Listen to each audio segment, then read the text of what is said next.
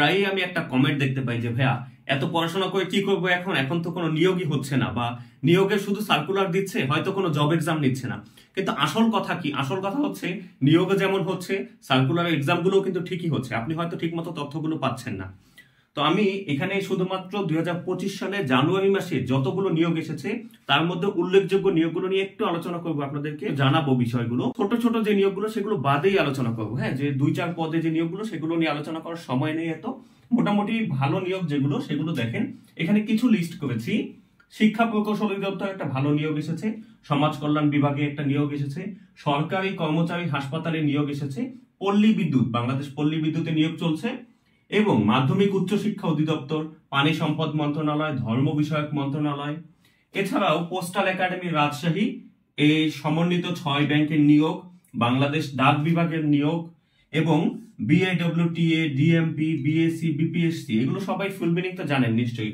Bangladesh public service commission, Dhaka metropolitan police, এবং বাংলাদেশ অভ্যন্তরীণ নৌ পরিবহন কর্তৃপক্ষ, এছাড়া সাধারণ বীমা কর্তৃপক্ষ, পেট্রোলিয়াম কমিশন, হাওয়া জলাভূমি উন্নয়ন কর্তৃপক্ষ, এগুলোতে বড় নিয়োগ চলতেছে। এগুলো মোটামুটি লেভেলের বড় মানের নিয়োগ, মাঝারি থেকে বড় মানের, হ্যাঁ।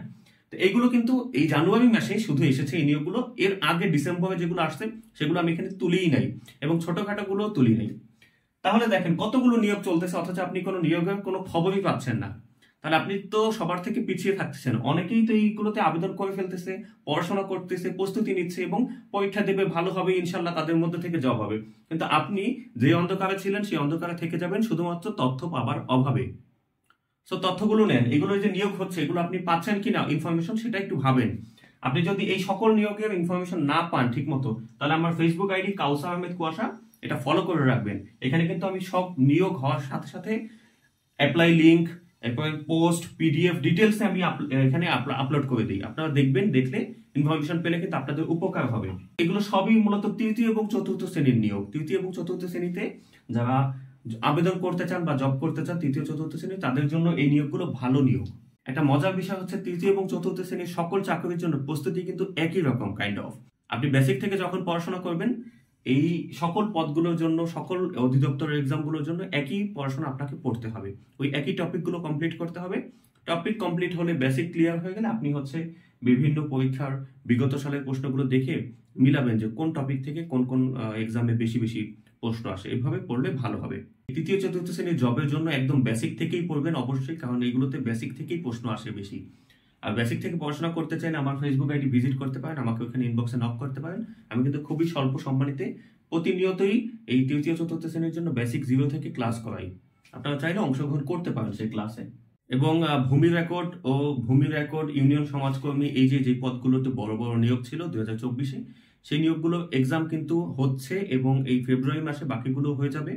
স্পেশালি ভূমি রেকর্ডের কথা বলছি, ভূমি রেকর্ডের বাকি পদগুলোর পরীক্ষায় ফেব্রুয়ারিতেই হবে।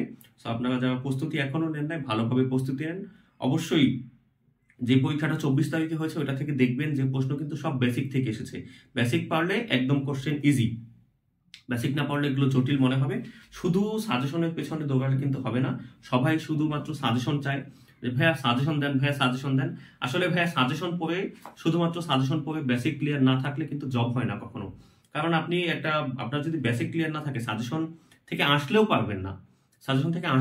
একটু ঘুরে পেঁচিয়ে দিলে, একটু পাল্টে দিলে সংখ্যা, আপনি কিন্তু আর বুঝবেন না কিছু।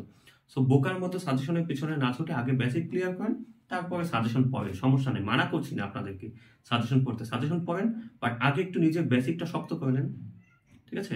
তো আমার ভিডিও ভালো লাগলে আমাকে সাবস্ক্রাইব করবেন, এবং ভিডিওতে লাইক কমেন্ট করবেন, আমার পাশে থাকবেন। আসসালামু আলাইকুম।